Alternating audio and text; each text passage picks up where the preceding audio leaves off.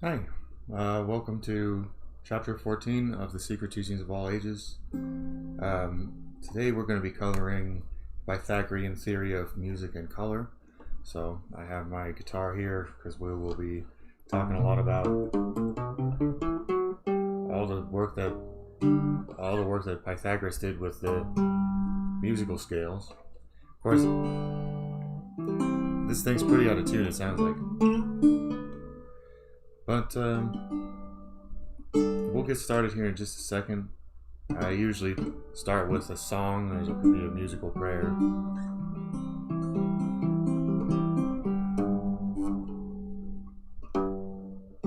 There we go.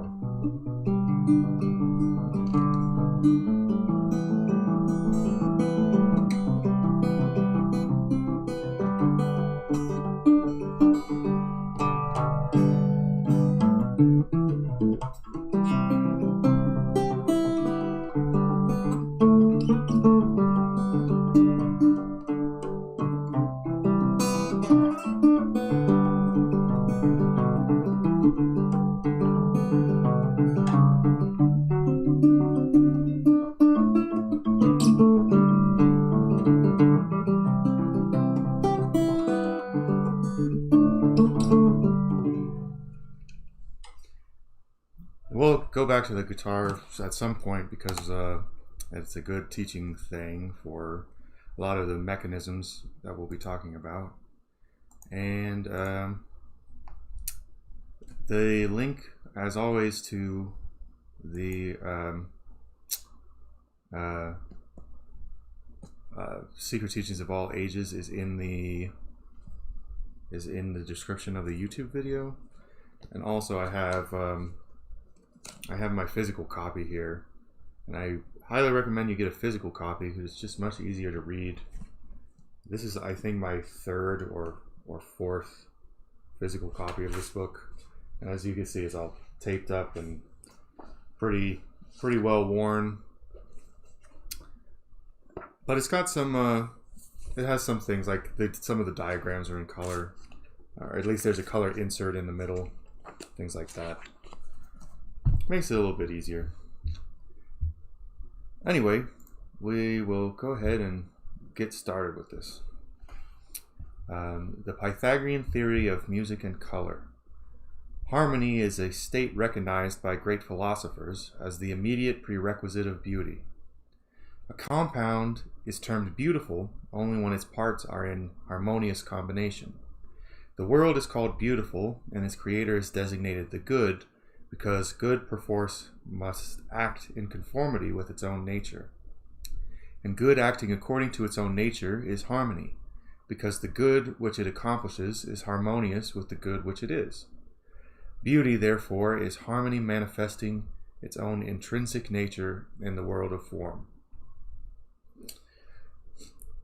The universe is made up of successive gradations of good, these gradations ascending from matter, which is the least degree of good, to spirit, which is the greatest degree of good. In man, his superior nature is the summum bonum, the sum of all good. It therefore follows that his highest nature most readily cognizes good, because the good external to him in the world is in harmonic ratio with the good present in his soul. What man terms evil is therefore, in common with matter, merely the least degree of its own opposite. The least degree of good presupposes likewise the least degree of harmony and beauty. Thus, deformity, evil, is really the least harmonious combination of elements, naturally harmonic as individual units. Deformity is unnatural, for the sum of all things being the good, it is natural that all things should partake of the good, and be arranged in combinations that are harmonious. Harmony is the manifesting expression of the will of the eternal good. So, harmony is the combination of elements in a way that is beautiful. So when it comes to music, which we'll continue on and get into, the harmony is most easily seen in simple chords.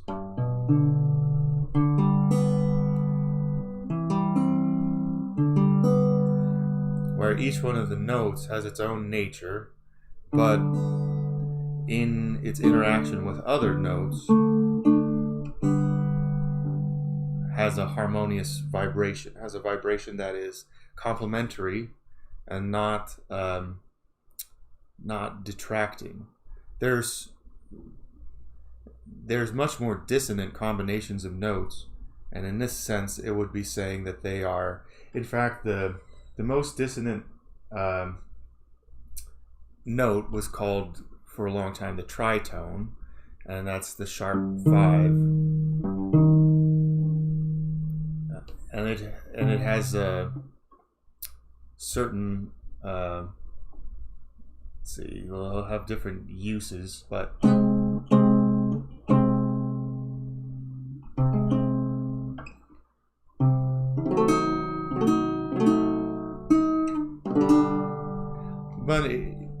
it always in music, a state of disharmony is almost always a state of an intermediary state of tension before resolution. That's something that we can see in the modern world. We're in a very tense time right now, and everyone is hoping that there will be a harmonious resolution. That's one of the things, like in jazz music, what they prize themselves on is their ability to create tension and then resolve it somehow. They'll start from something simple, but then they'll do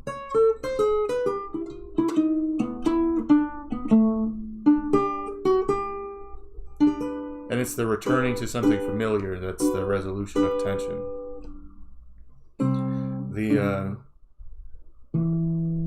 Therefore, we could say that harmony and the goodness of a thing lies in its ability to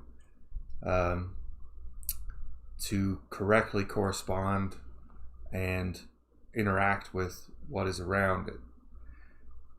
In terms of what it's saying here, where the universe is made up of successive gradations of good, that indicates, what's being said is that God is the primary emanator of good, and goodness comes from that source, and what we call evil is only something that is very, very far away from being good. That is to say that it's very, very far away from its source.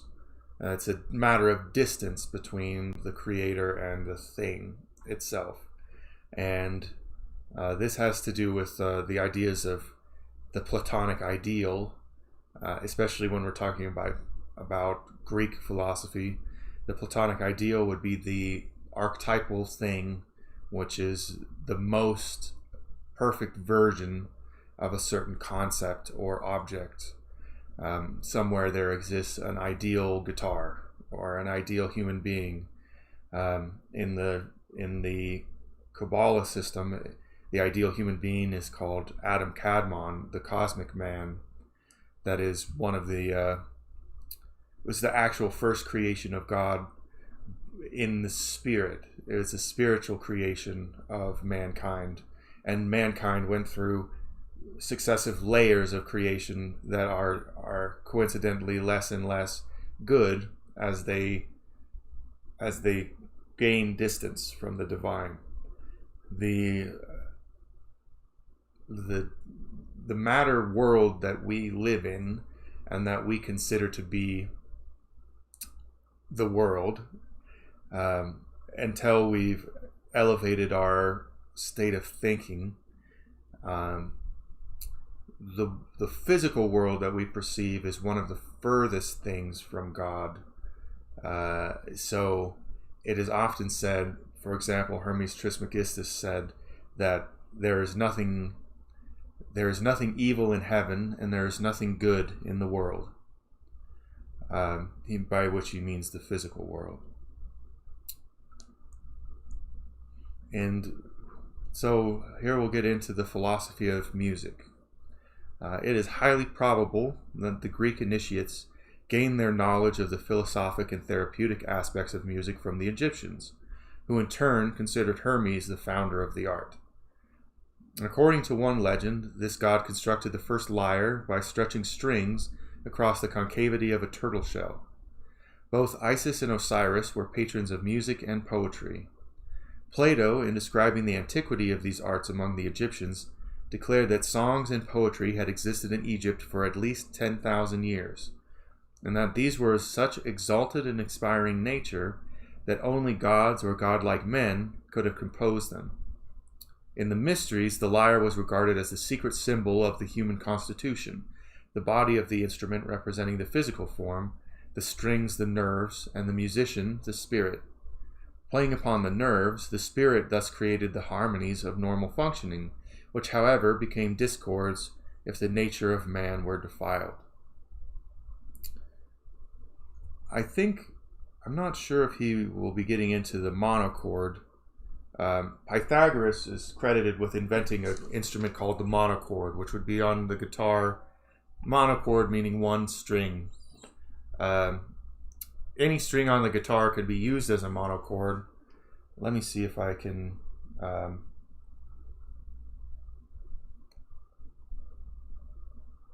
take a look and making this a little bigger. So the monocord here, we could say that we'll make an arbitrary end to it, which is the halfway mark of the string. That's about as far as the frets go. But the monocord, all the notes can be played up and down the same string. Those are the 7 notes of the diatonic scale, and then the octave. As we'll see, the number 7 is very important to all of this. But the great discovery of Pythagoras was in how to create a scale on a monochord that could be moved between different keys and still maintain its value. And in fact, I guess it's to be more important is to move the same thing in between 2 octaves, because if you take pure intervals, here the frets are in basically a Pythagorean tuning.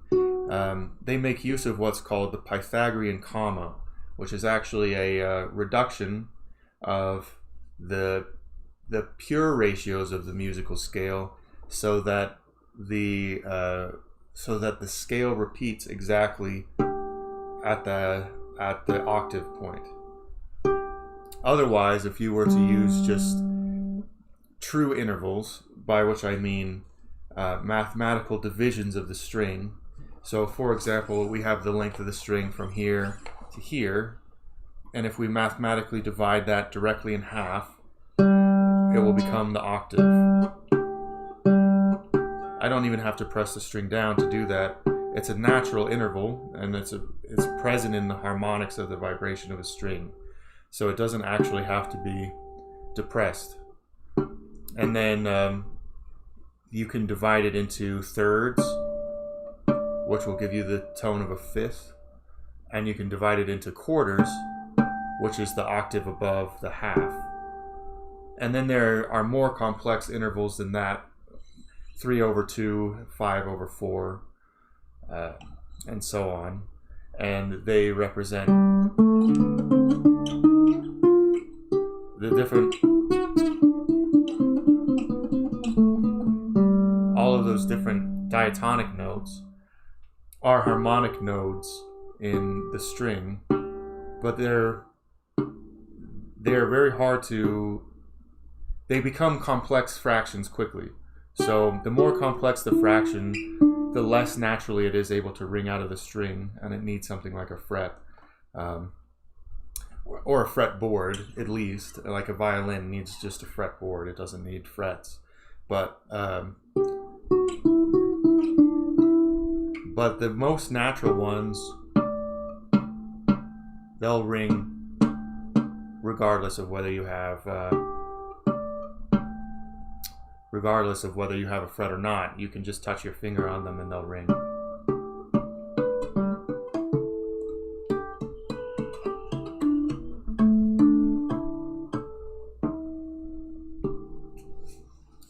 So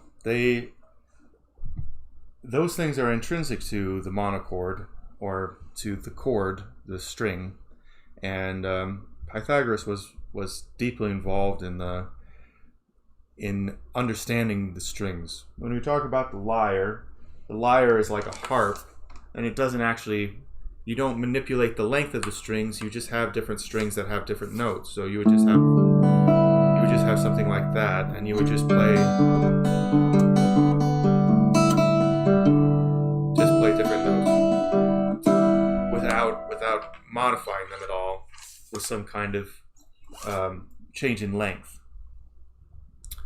These are just more complex ways to gain different harmonies. So that the image of the lyre, I think, is pretty interesting, as it comes with we have the body of the instrument, the physical body, the nerves of the instrument being the control source, and then the spirit is the musician who plays on the strings and pushes them into harmony or not.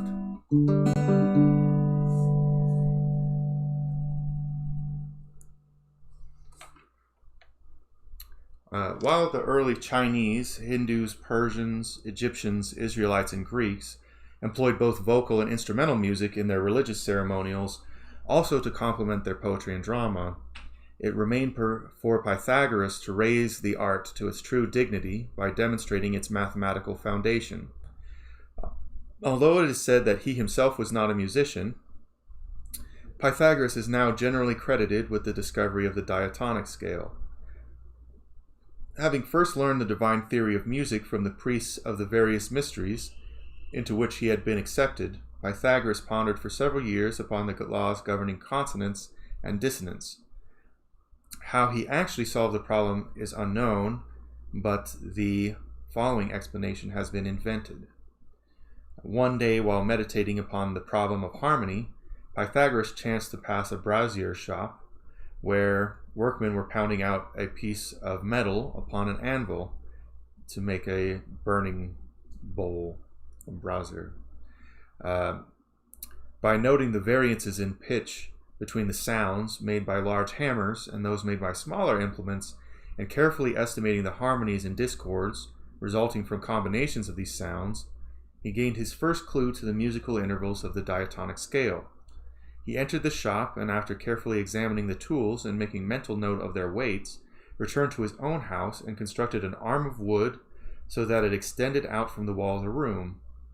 At regular intervals along this arm, he attached 4 cords, all of like composition, size, and weight.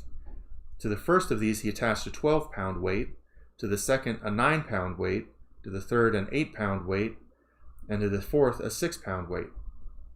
These different weights corresponded to the sizes of the hammers. Pythagoras thereupon discovered that the first and fourth strings, the ones with the 12 and the 6-pound weight, when sounded together, produced the harmonic interval of an octave, for doubling the weight had the same effect as halving the string, as I was just showing you about halving the string.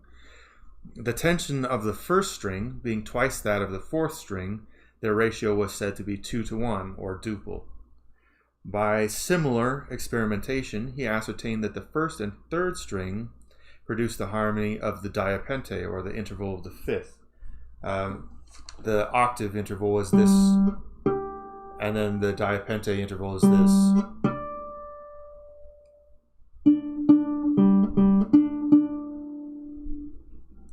The tension of the first string being half again as much as the third string, their ratio was said to be 3-to-2, or sesquialter. Likewise, the second and fourth strings, having the same ratio as the first and third strings, yielded a second diapente harmony. Continuing this investigation, Pythagoras discovered that the first and second strings produced the harmony of the diatessaron, or the interval of a third, and that's this.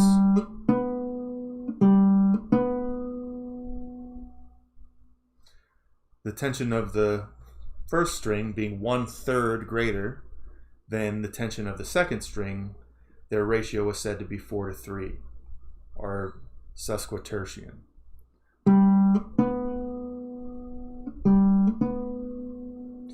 The third and fourth strings, having the same ratio as the first and second strings, produced another harmony of the diatessaron. According to Iamblichus, the second and third strings had the ratio of 8-9, or epogdoon. So let's see, that if it was an 8-9 ratio, it would be this interval.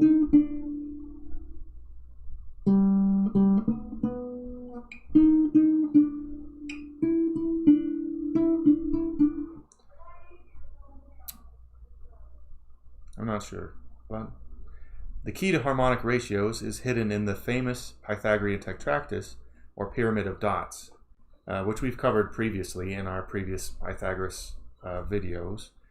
The tetractys is made up of the first four numbers, 1, 2, 3, and 4, which in their proportions reveal the intervals of the octave, the diapente, and the diatessaron. The octave, the diapente, and the diatessaron. While the law of harmonic intervals as set forth above is true, it has been subsequently proved that hammer striking metal in the manner described will not produce the various tones ascribed to them. In all probability, therefore, Pythagoras actually worked out his theory of harmony from the monocord, a contrivance of a single string stretched between two pegs and supplied with movable frets. That's probably true. It's very hard to say how Pythagoras did it, but these various I'm just moving my microphone over here. Maybe it'll be easier to hear. Having these those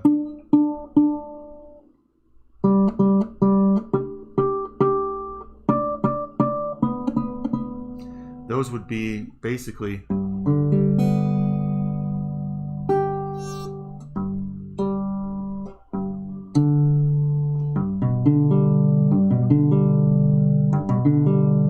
that should be what his strings sounded like.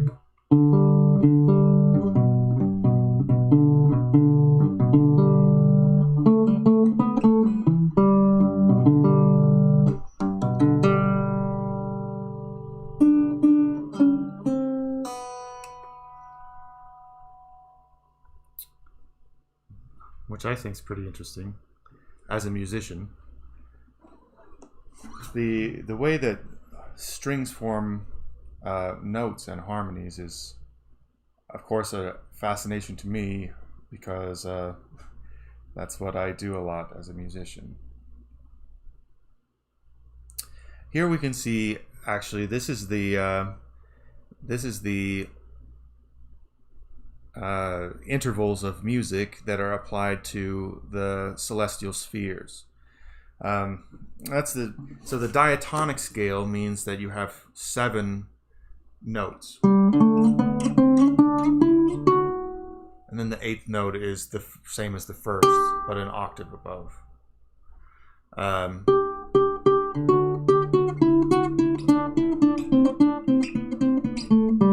So it goes from Earth, from your terra firma, it goes to Luna, Mercury, Venus.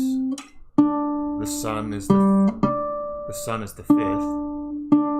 Then Mars, Jupiter, and Saturn is the octave of Terra.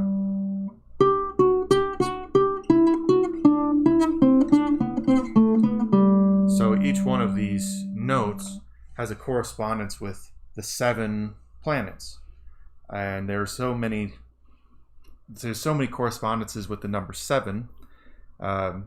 There's the 7 celestial spheres of the traditional astronomy.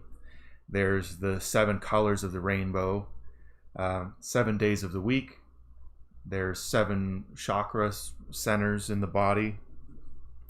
And also the number 12 is of great importance, because the diatonic scale, that being what we call the major scale, There's other kinds of diatonic scales besides the major scale, but the most basic diatonic scale is the major scale.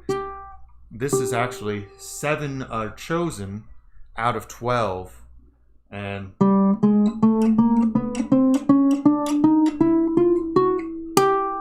that's 12 notes, 7 being selected out of them. So the number 12 has to do with the 12 signs of the zodiac, the 12 months of the year, the 12 apostles. There's supposed to be 12 ascended masters, of which 7 are called the masters of the 7 rays, and then 5 are called the occulted masters. And that has something to do with the musical scale as well. Because when there's 7 in a major scale, in a diatonic scale, then there's 5 notes that are occulted.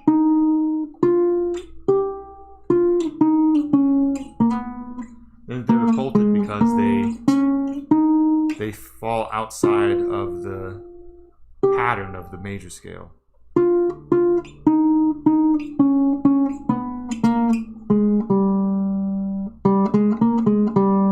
But things like that, they can be used to great effect to make very beautiful melodies and harmonies, but they fall outside of the standard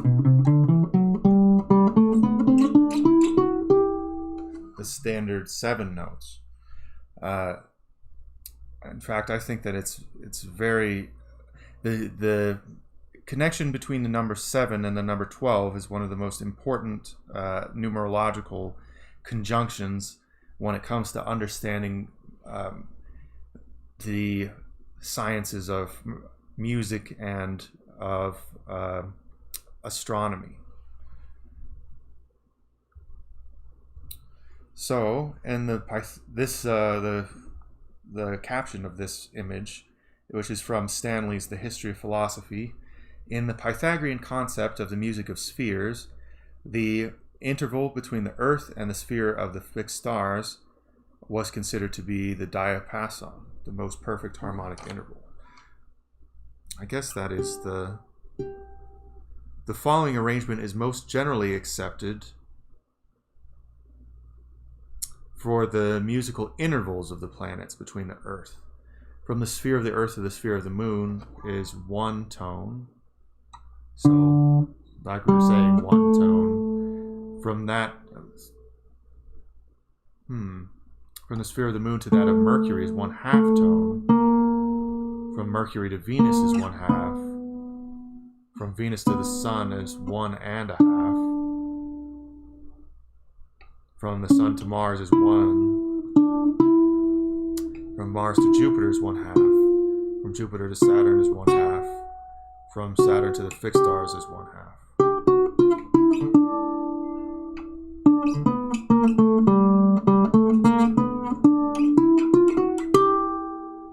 That's an interesting scale, huh?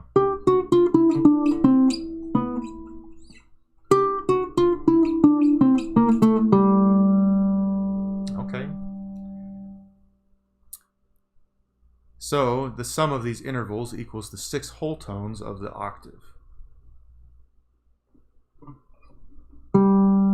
6 whole tones being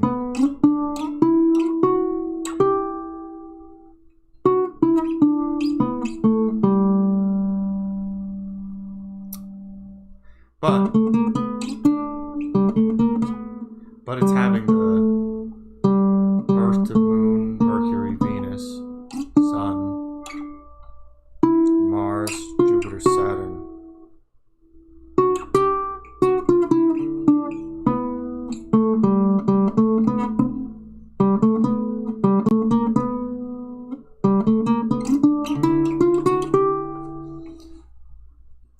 Different than how I was laying it out, but that's pretty interesting. That's something I'll have to take more look at later. And here we have the consonances of the mundane monochord. This is again a basically showing the universe as a kind of monocord. Let me see if I'm blocking this. The mundane monocord is the monocord of the world. So this represents the different harmonic vibrations at different levels going through these various spheres.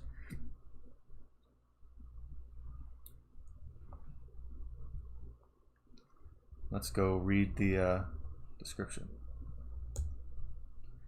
The diagrammatic sector represents the major gradations of energy and substance between elemental earth and absolute unconditioned force.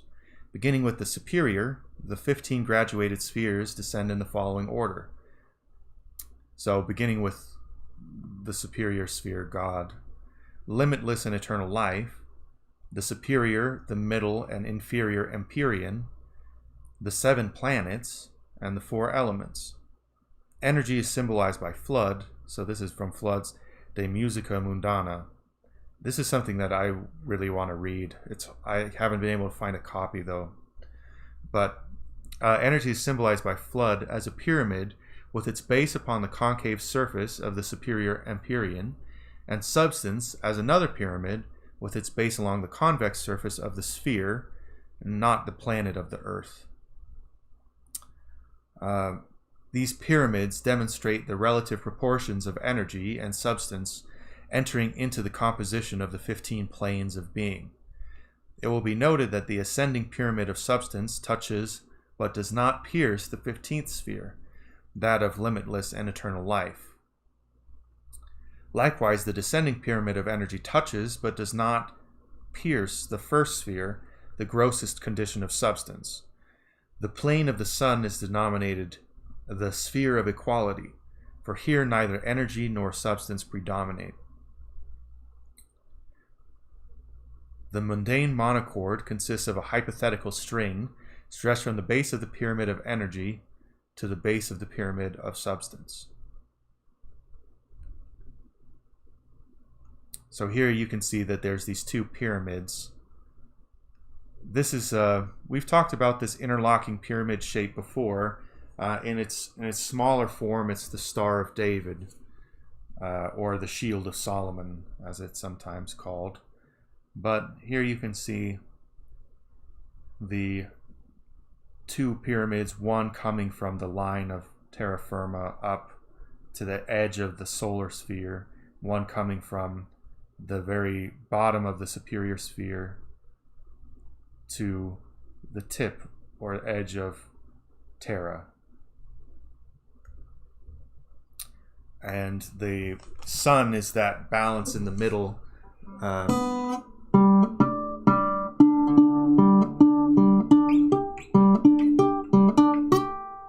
So that would be one end, and that would be the other end. And that's why the sun is the 5th. It's the central harmony point of the octave.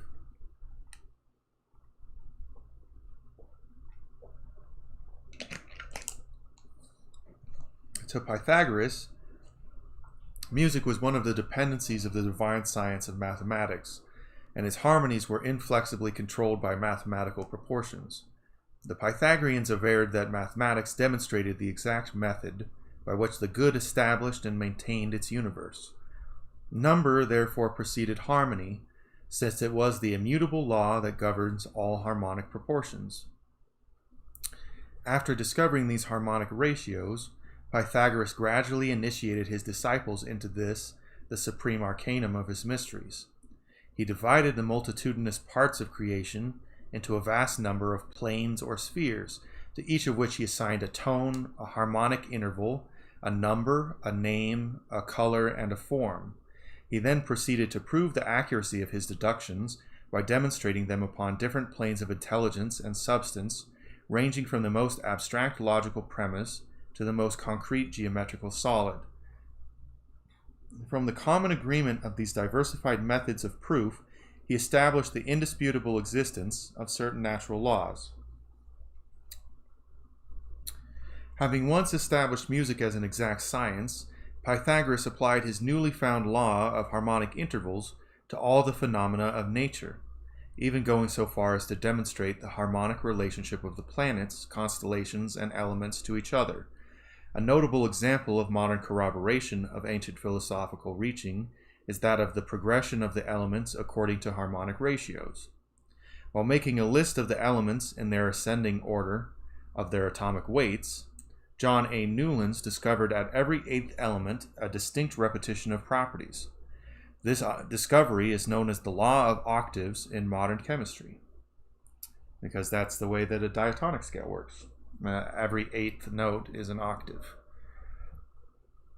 Since they held that harmony must be determined not by the sense perceptions, but by reason and mathematics, the Pythagoreans called themselves canonics, as distinguished from the musicians of the harmonic school, who asserted taste and instinct to be the true normative principles of harmony.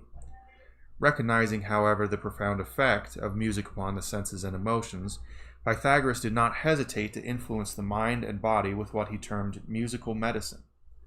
Pythagoras evinced such a marked preference for stringed instruments that he even went so far as to warn his disciples against allowing their ears to be defiled by the sounds of flutes or cymbals. He further declared that the soul could be purified from its irrational influences by solemn songs sung to the accompaniment of the lyre. In his investigation of the therapeutic value of harmonics, Pythagoras discovered that the 7 modes or keys of the Greek system of music had the power to incite or allay the various emotions. It is related that while observing the stars one night, he encountered a young man befuddled with strong drink and mad with jealousy, who was piling faggots, sticks, about his mistress's door with the intention of burning the house. The frenzy of the youth was accentuated by a flutist a short distance away who was playing a tune in the stirring Phrygian mode. Pythagoras induced the musician to change his air to the rhythmic spondaic mode, whereupon the intoxicated youth immediately became composed and, gathering up his bundles of wood, returned quietly to his home. The 7 modes are ways of looking at the scale. So our modern naming of the modes, I think, is a little different than the old naming, but what we call the major scale is sometimes called the Ionian mode. And then there's the Dorian mode. It's the same notes, but it has a different beginning and ending. The Phrygian mode.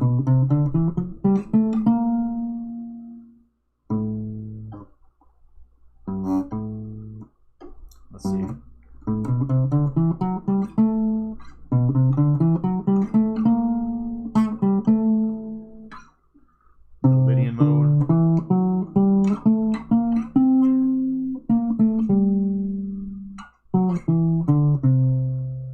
Mixolydian mode.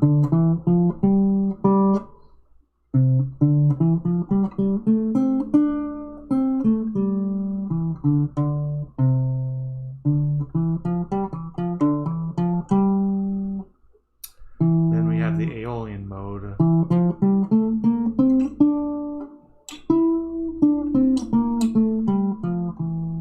Actually, it should be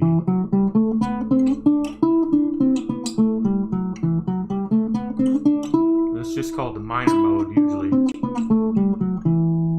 then the Locrian mode.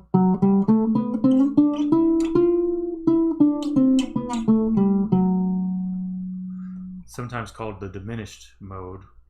I don't know what the spondaic mode is supposed to be, but the Phrygian mode is often used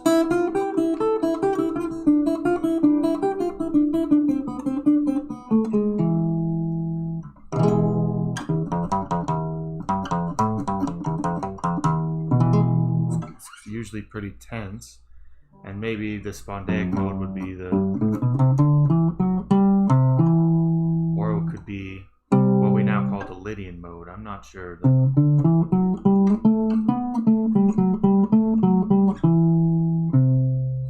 But relatively calming. it's an interesting story anyway. Definitely I can say that music does have a strong effect on the emotions. There is an account of how Empedocles, a disciple of Pythagoras, by quickly changing the mode of a musical composition he was playing, saved the life of his host Anchises, when the latter was threatened with death by the sword of one whose father he had condemned to public execution.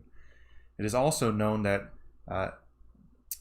Aesculapius, the Greek physician, cured sciatica and other diseases of the nerve by blowing a loud trumpet in the presence of the patient. Pythagoras cured many ailments of the spirit, soul, and body by having certain specially prepared musical compositions played in the presence of the sufferer, or by personally reciting short selections from such early poets as Hesiod and Homer. In his university at Crotona, it was customary for the Pythagoreans to open and close each day with songs, those in the morning calculated to clear the mind from sleep and inspire to the activities of the coming day, those in the evening of a mode of soothing, relaxing, and conducive to rest. At the vernal equinox, Pythagoras caused his disciples to gather in a circle round one of their number, who led them in song and played their accompaniment upon a lyre. The music's use in religion and secret societies is well known for a very long time.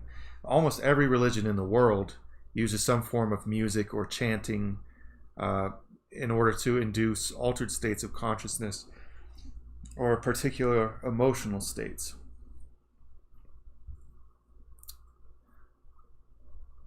The therapeutic music of Pythagoras is described by Iamblichus thus: "And there are certain melodies devised as remedies against the passions of the soul, and also against despondency and lamentation, which Pythagoras invented as things that afford the greatest assistance in these maladies. And again he employed other melodies against rage and anger, and against every aberration of the soul. There is also another kind of modulation invented as a remedy against desires." See Iamblichus' Life of Pythagoras. It is probable that the Pythagoreans recognized a connection between the 7 Greek modes and the planets. As an example, Pliny declares that Saturn moves in the Dorian mode and Jupiter in the Phrygian mode. It is also apparent that the temperaments are keyed to the various modes, and the passions likewise. Thus, anger, which is a fiery passion, may be accentuated by a fiery mode, or its power neutralized by a watery mode. The far-reaching effect exercised by music upon the culture of the Greeks is thus summed up by Emil Naumann. Plato depreciated the notion that music was intended solely to create cheerful and agreeable emotions, maintaining rather that it should inculcate a love of all that is noble and hatred of all that is mean, and that nothing could more strongly influence man's innermost feelings than melody and rhythm. Firmly convinced of this, he agreed with Damon of Athens, the musical instructor of Socrates, that the introduction of a new and presumably enervating scale would endanger the future of a whole nation, and that it was not possible to alter a key without shaking the very foundations of the state. Plato affirmed that music which ennobled the mind was of a far higher kind than that which merely appealed to the senses, and he strongly insisted that it was the paramount duty of the legislature to suppress all music of an effeminate and lascivious character, and to encourage only such that which was pure and dignified. That bold and stirring melodies were for men, gentle and soothing ones for women. From this, it is evident that music played a considerable part in the education of the Greek youth.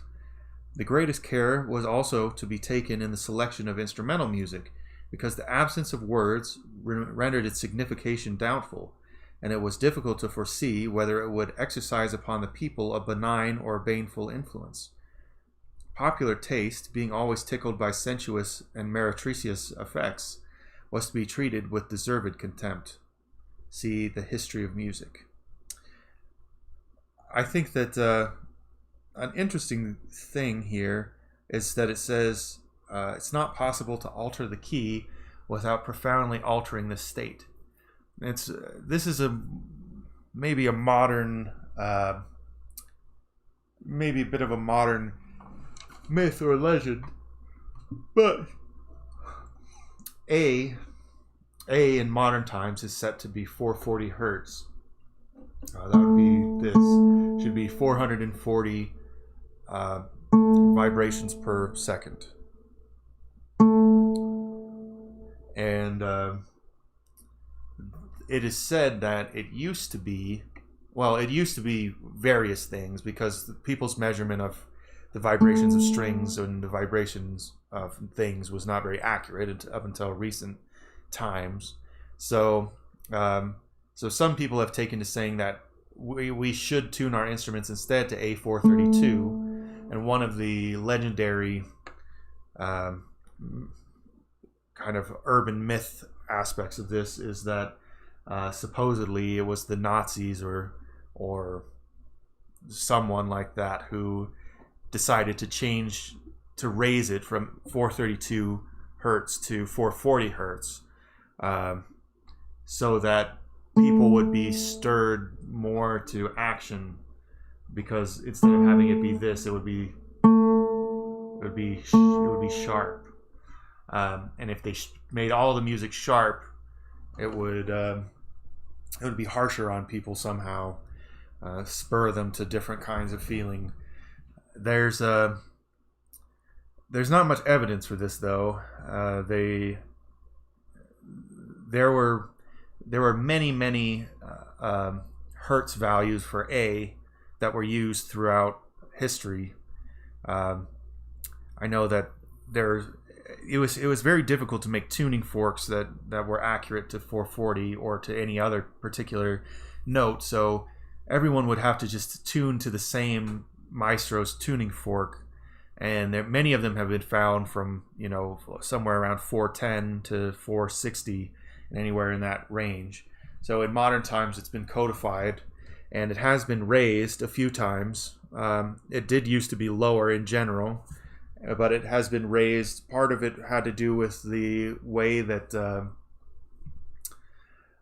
it was believed that if you made it a little sharper, that the music would carry further, which is an interesting case. So even today, martial music is used with telling effect in times of war, and religious music, while no longer developed in accordance with the ancient theory, still profoundly influences the emotions of the laity. The music of the spheres. The most sublime but least known of all the Pythagorean speculations was that of sidereal harmonics. It is said that of all men, only Pythagoras heard the music of the spheres. Apparently, the Chaldeans were the first people to conceive of the heavenly bodies joining in a cosmic chant as they moved in stately manner across the sky. Job describes a time when the stars of the morning sang together, and in The Merchant of Venice, the author of the Shakespearean plays writes, "There's not the smallest orb which thou beholdest, but in his motion like an angel sings." So little remains, however, of the Pythagorean system of celestial music that it is only possible to approximate his actual theory.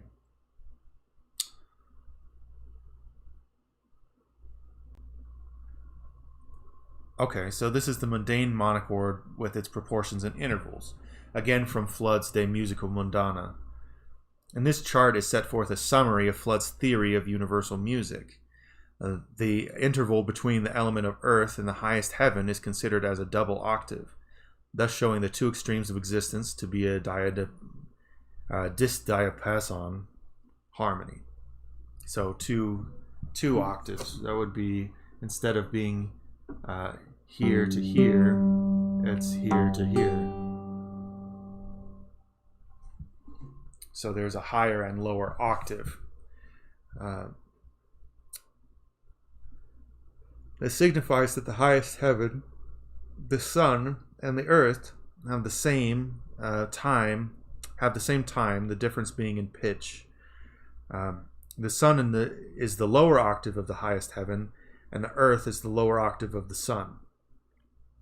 The lower octave, delta to gamma, or I guess D to G, comprises, I guess it's a G, I guess it's gamma to gamma, but it's just a lower case or it's a Greek G, comprises that part of the universe in which substance predominates over energy. Its harmonies, therefore, are more gross than those of the higher octave of uppercase G to lowercase g, where an energy predominates over substance. If struck in the more spiritual part, writes Flood, the monocord will give eternal life. If in the more material part, transitory life. It will be noted that certain elements, planets, and celestial spheres sustain a harmonic ratio to each other. I'm sorry, I'm doing this early in the morning in the hopes that European, not that early, but in hopes that European viewers will be able to watch. The celestial spheres sustain a harmonic ratio to each other. Flood advanced this as a key to the sympathies and antipathies existing between the various departments of nature.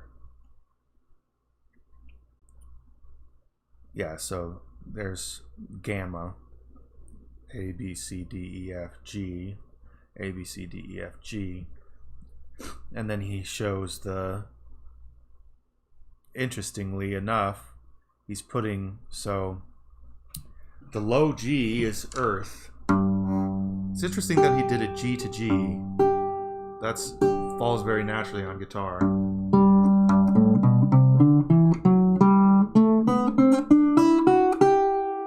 So this is the lower, where it goes Terra, Aqua, Air, Ignis,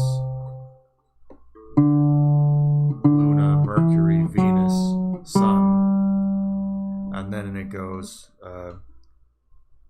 Mars, Jupiter, Saturn, and then I guess, let's see, he's saying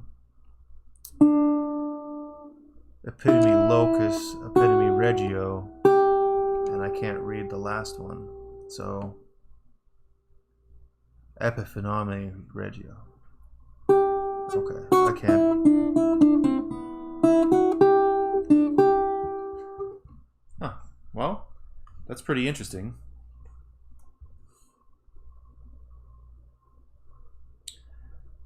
Pythagoras conceived the universe to be an immense monocord, with its single string connected at its upper end to absolute spirit, and at its lower end to absolute matter. In other words, a cord stretched between heaven and earth. Counting inward from the circumference of the heavens, Pythagoras, according to some authorities, divided the universe into 9 parts, according to others into 12 parts. The twelvefold system was as follows. The first division was called the Empyrean, or the sphere of the fixed stars, and was the dwelling place of immortals. The 2nd to 12th divisions were in order the spheres of Saturn, Jupiter, Mars, the Sun, Venus, Mercury, and the Moon, and fire, air, water, and earth. So this is again the number 12, like I was saying, the chromatic scale. The arrangements of the 7 planets, the sun and moon being regarded as planets, and that, well, their planet means wanderer, and so all the things that wander across the sky are called planets. And it didn't have the definition it has today. It had a different definition that had to do with its apparent movement in the heavens.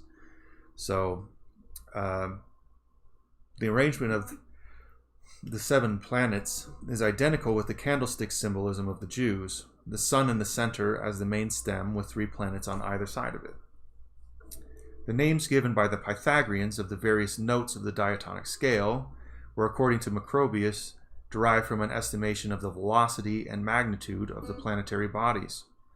Each of these gigantic spheres, as it rushed endlessly through space, was believed to sound a certain tone caused by its continuous displacement of the ethereal diffusion.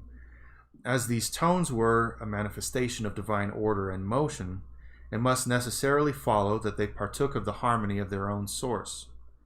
The assertion that the planets in their revolutions round the earth uttered certain sounds, differing according to their respective magnitude, celerity, and local distance, was commonly made by the Greeks.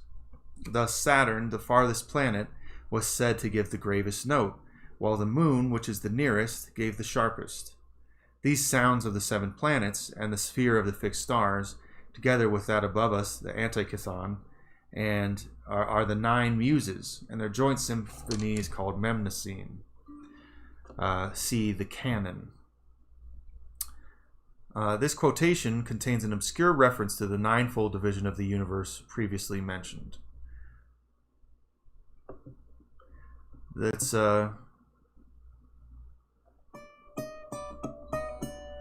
that's a very old way of doing it. It would be it would leave out some of the other intervals.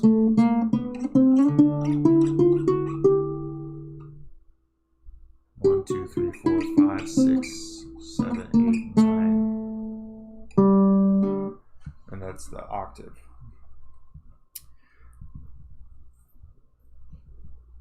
The Greek initiates also recognized the fundamental relationship between the individual heavens or spheres of the 7 planets and the 7 sacred vowels.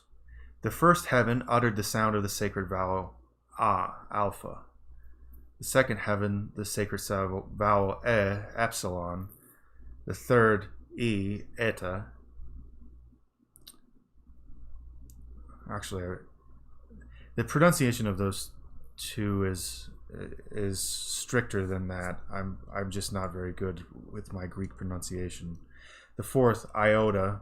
The fifth, omicron, and the sixth, upsilon. The seventh heaven, the sacred vowel omega. When these 7 heavens sing together, they produce a perfect harmony which ascends as an everlasting praise to the throne of the Creator. See Irenaeus's Against Heresies. So he must have written about this as a heresy. I don't know. He wrote about many things, so I don't know whether he was against it or for it. Although not stated, it is probable that the planetary heavens are to be considered as ascending in the Pythagorean order, beginning with the sphere of the moon, which would be the first heaven. Many early instruments had 7 strings, and it is generally conceded that Pythagoras was the one who added the 8th string of the lyre of Terpander. The 7 strings were always related both to their correspondences in the human body and to the planets. The names of God were also conceived to be formed by combinations of the 7 planetary harmonies. The Egyptians confined their sacred songs to the 7 primary sounds, forbidding any others to be uttered in their temples. One of the hymns contained the following invocation: The 7 sounding tones praise thee, the great God, the ceaseless working Father of the whole universe. In another, the deity describes himself thus: I am the great indestructible lyre of the whole world, attuning the songs of the heavens. See Naumann's History of Music.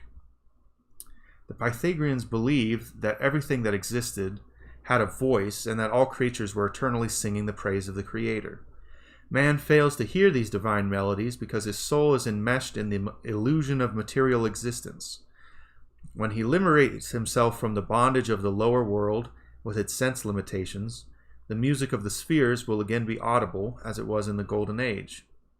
Harmony recognizes harmony, and when the human soul regains its true estate, it will not only hear the celestial choir, but also join with it in an everlasting anthem of praise to that eternal good controlling the infinite number of parts and conditions of being.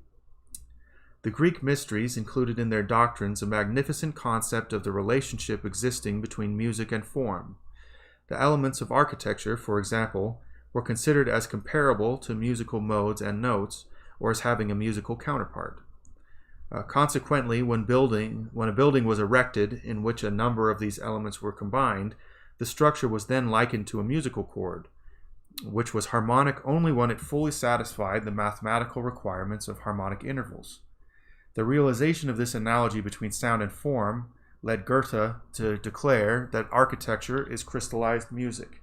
And in fact, that was said of the cathedrals that were built in medieval Europe, was that they were symphonies written in stone, as they used very exacting harmonic resonance principles in order to design them.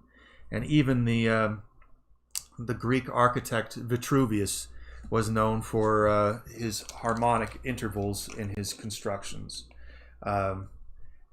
He wrote almost everything in terms of harmonic intervals, and Da Vinci's famous Vitruvian Man is utilizing the intervals given by Vitruvius as a description of the shape and size of man in order to construct an image of a man.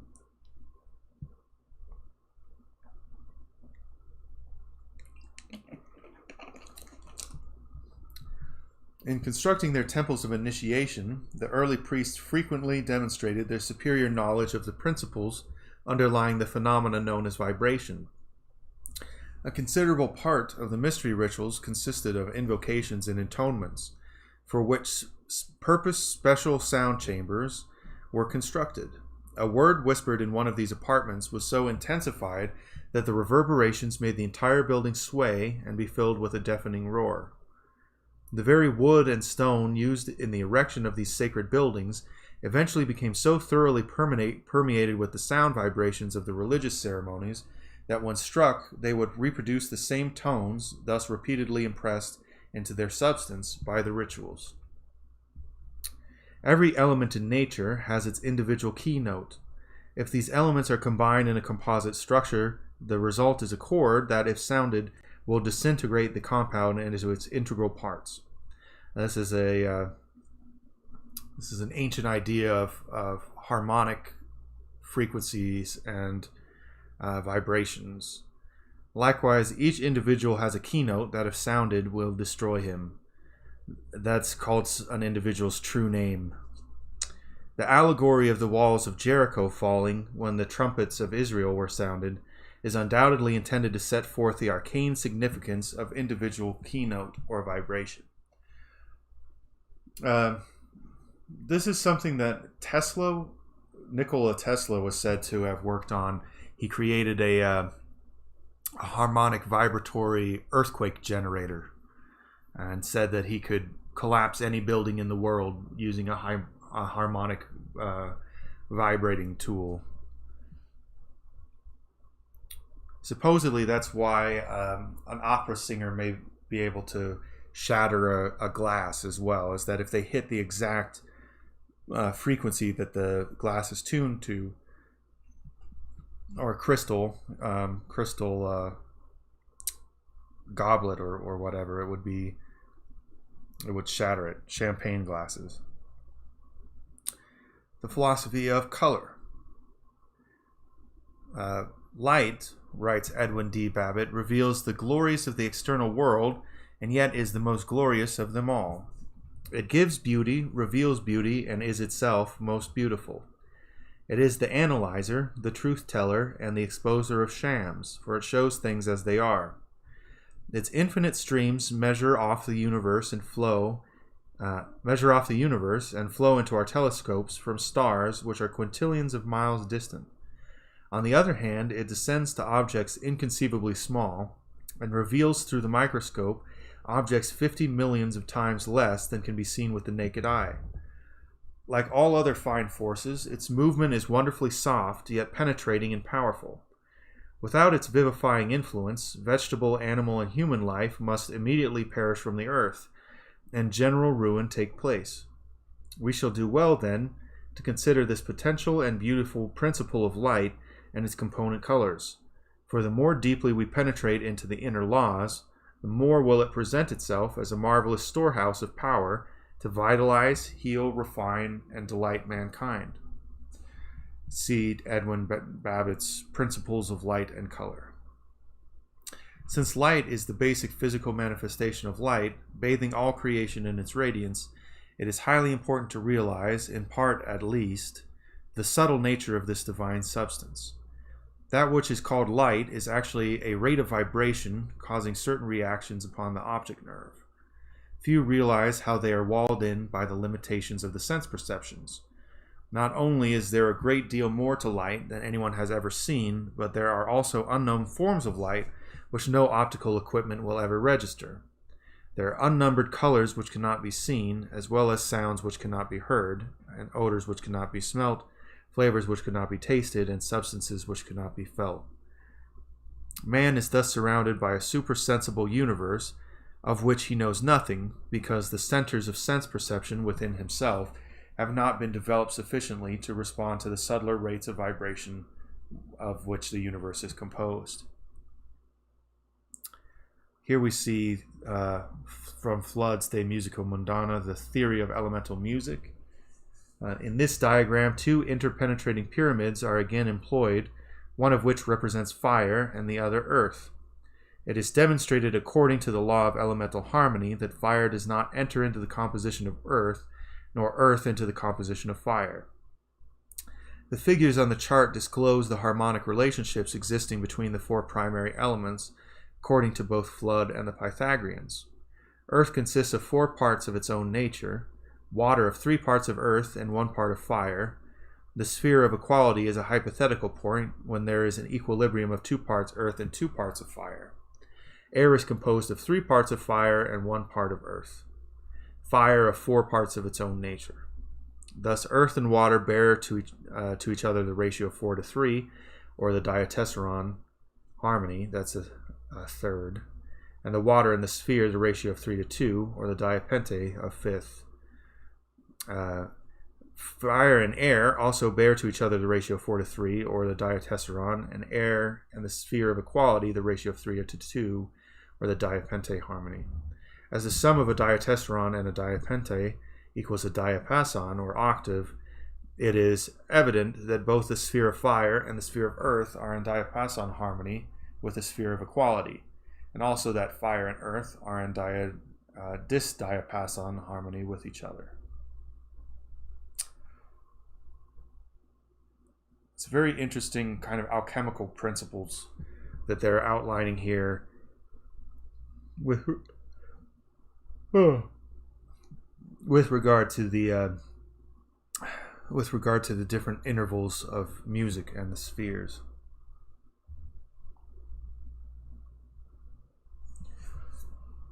Among both the civilized and savage peoples, color has been accepted as a natural language in which to couch their religious and philosophical doctrines. The ancient city of Ecbatana, as described by Herodotus, its 7 walls colored according to the 7 planets, revealed the knowledge of this subject possessed by the Persian Magi. The famous zikkurat, or astronomical tower, of the god Nebo and Borsippa ascended in 7 great steps or stages, each step being painted in the key color of one of the planetary bodies. See Lenormant's Chaldean Magic. It is thus evident that the Babylonians were familiar with the concept of the spectrum and its relation to the 7 creative gods or powers. In India, one of the Mughal emperors caused a fountain to be made with 7 levels. The water pouring down the sides through specially arranged channels changed its color as it descended, passing sequentially through all shades of the spectrum. In Tibet, color is employed by the native artists to express various moods.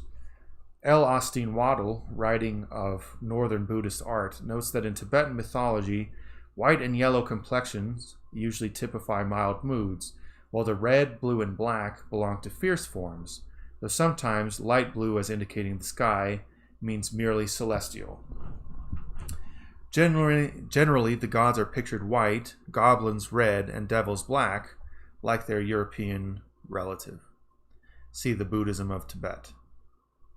In Meno, Plato, speaking through Socrates, describes color as an effluence of form, commensurate with sight and sensible.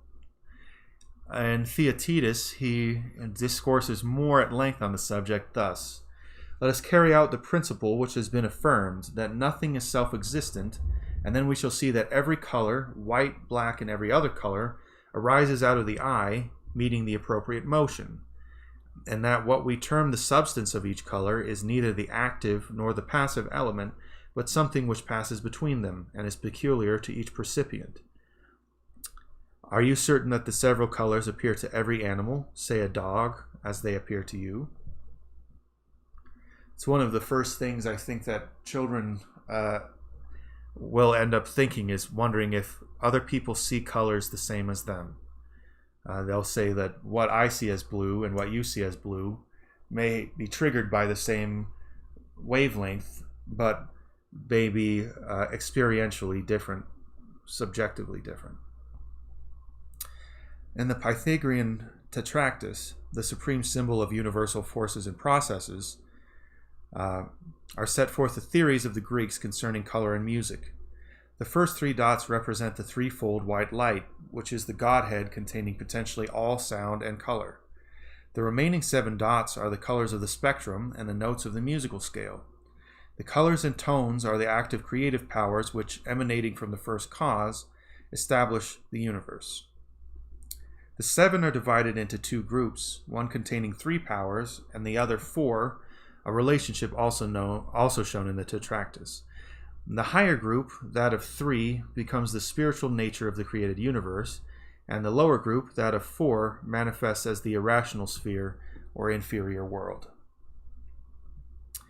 In the mysteries of the 7 logi, or creative lords, as shown as streams of force issuing from the mouth of the Eternal One, this signifies the spectrum being extracted from the white light of the Supreme Deity. The 7 creators or fabricators of the inferior spheres were called by the Jews the Elohim. The Elohim can mean a lot of things. Actually, in Kabbalah, it is sometimes said to be. It has various numerological meanings to it. The number 7 is one of them, but often the number 32, the 32 paths of wisdom of the Tree of Life, are seen as being the number of the Elohim. And sometimes the number 42 for the 42-letter name of God, and the number 72 for the 72-letter name of God. There are other letter names of God, so the Elohim is a plural word. It's God in the plural, but it doesn't necessarily refer to multiple beings. It just refers to multiple forces.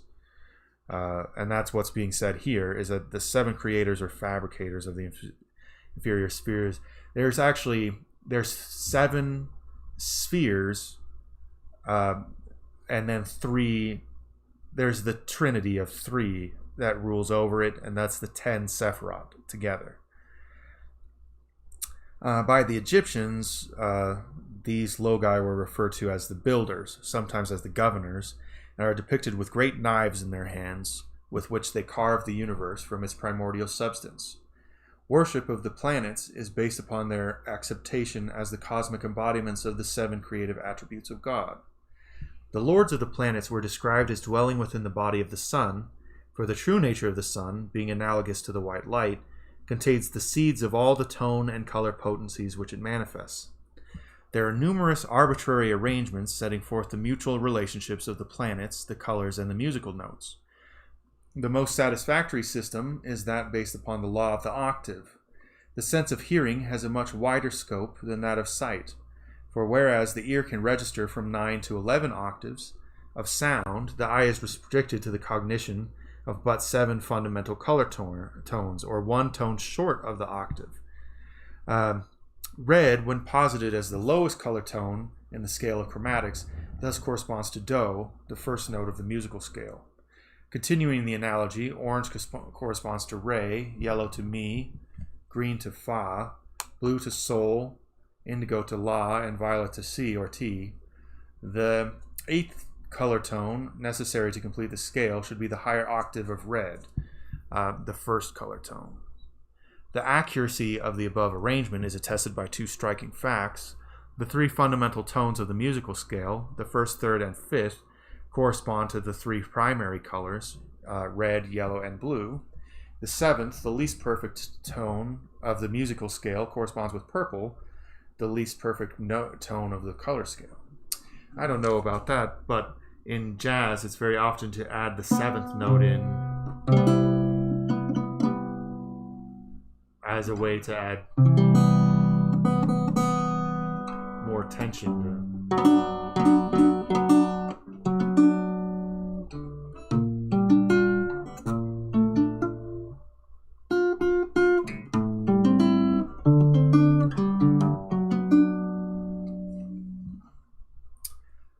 In the Principles of Light and Color, Edwin D. Babbitt confirms the correspondence of the color and the musical scales.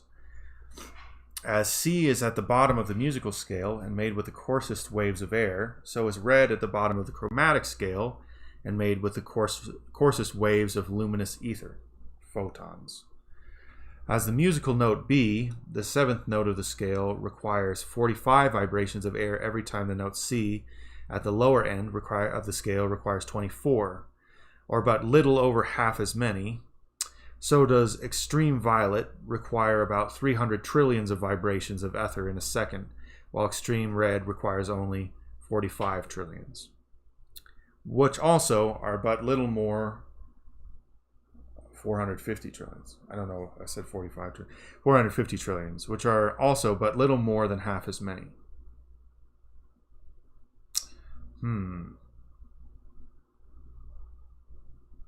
Well, that calculation doesn't make sense to me, but when one musical octave is finished, a little more than half, it's half again as many. Okay, I see. When one musical octave is finished, another one commences and progresses with just twice as many vibrations as were used in the first octave, and so the same notes are repeated on a finer scale.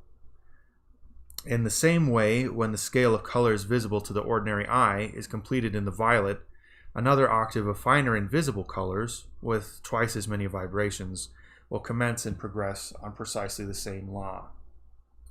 When the colors are related to the 12 signs of the zodiac, they are arranged as the spokes of a wheel. To Aries is assigned pure red, to Taurus red-orange, to Gemini pure orange, to Cancer orange-yellow, to Leo pure yellow, to Virgo yellow-green, to Libra pure green, to Scorpio green-blue, to Sagittarius pure blue, to Capricorn blue-violet, to Aquarius pure violet, and to Pisces violet-red. So this is actually what I was saying, is that there's this correspondence between the 12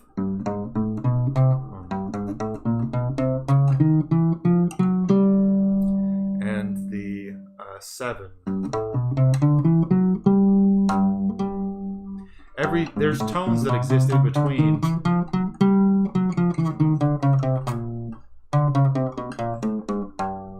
But the tones that exist between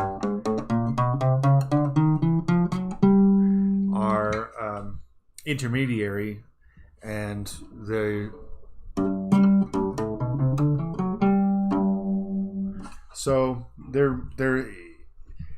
there's always this interplay between the numbers of 7 and 12, where 7 are dominant and 5 are occulted or hidden. This is something that appears in Theosophy as the 12 ascended masters.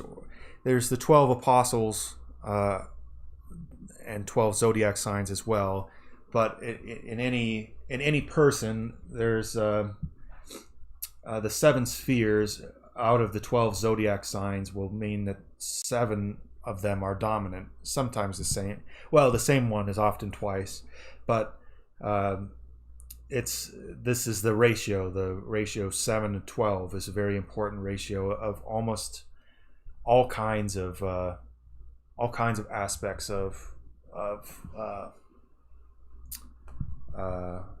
mathematics and astrology and astronomy. So, in expounding the Eastern system of esoteric philosophy, H.P. Blavatsky, of the Theosophists I was just talking about, relates the color of the septenary constitution of man with the 7 states of matter as follows. Violet corresponds to the Haya or etheric double, to the ether. Indigo to the higher manas or spiritual intelligence, the critical state called air. Blue to the auric envelope, like steam or vapor. Green to the lower manas or animal soul, a critical state. I don't know. I would have to read what she means by that. Yellow, buddhi or spiritual soul, is water. Orange, prana or life principle. Red, kama rupa or seat of animal life, ice. So these are the 7 chakras. The red is the root chakra. The orange is the navel chakra. Yellow is you could say it's the solar plexus. Green is the heart. blue is the throat, indigo is the third eye, and violet is the crown. The arrangement of the colors of the spectrum and the musical notes of the octave necessitates a different grouping of the planets in order to preserve their proper tone and color analogies. Thus, Do becomes Mars, Re becomes the Sun, Mi becomes Mercury, Fa becomes Saturn, Sol becomes Jupiter, La becomes Venus, and Si becomes the Moon. See the ES instructions. That's pretty interesting. That's one thing that's difficult in all of this, is that it's hard to always draw direct correspondences. It's difficult to make everything match up. And here we have our last diagram, the four elements and their consonantal intervals, from Flood's De Musica Mundana, a book that I really want to find. So if any of you manage to find it, I would love to take a look at it. In this diagram, Flood has divided each of the four primary elements into three subdivisions. The first division of each element is the grossest, partaking somewhat of the substance directly inferior to itself, except in the case of Earth, which has no state inferior to itself. The second division consists of the element in its relatively pure state, while the third division is that condition wherein the element partakes somewhat of the substance immediately superior to its state. For example, the lowest division of the element of water is sedimentary, as it contains earth substance in solution. The second division represents water in its most common state, salty, as in the case of the ocean, and the third division is water in its purest state, free from salt. The harmonic interval assigned to the lowest division of each element is one tone, to the central division also a tone, but to the higher division a half tone, because it partakes of the division immediately above it. Flood emphasizes the fact that the elements ascend in series of 2.5 tones. The diatessaron is the dominating harmonic interval of the elements.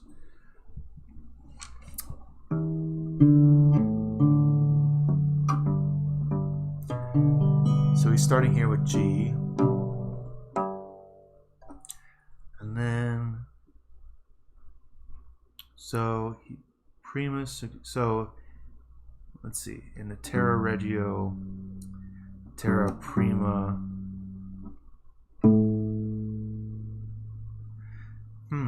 So that would be the Segunda Tertia, and then the Aqua Regio begins with C.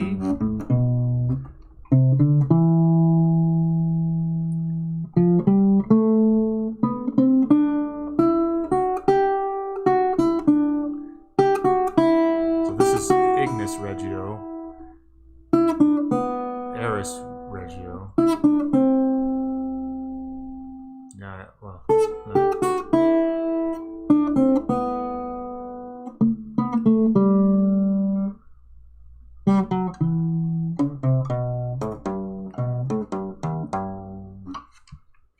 Pretty interesting. Well, this is an interesting one that I like the topic of a lot. I'm going to make a more I have a lot of things that I do with music, so I'm going to probably make some shorter videos that are about this topic that are a little bit more accessible. So thank you all for watching, and I guess I will end with my typical musical prayer.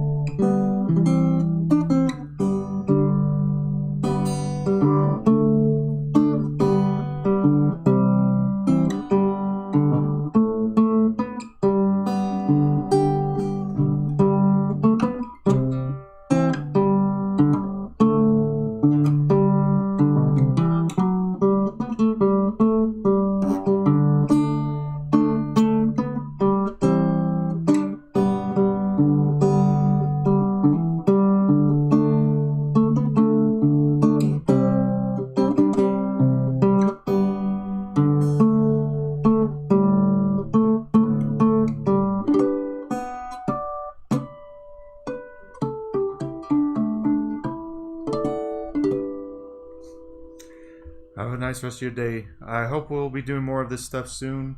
I hope to be doing another Radio Free Transarctica call-in episode soon, and some more Radio Free Transarctica coming. Thank you all.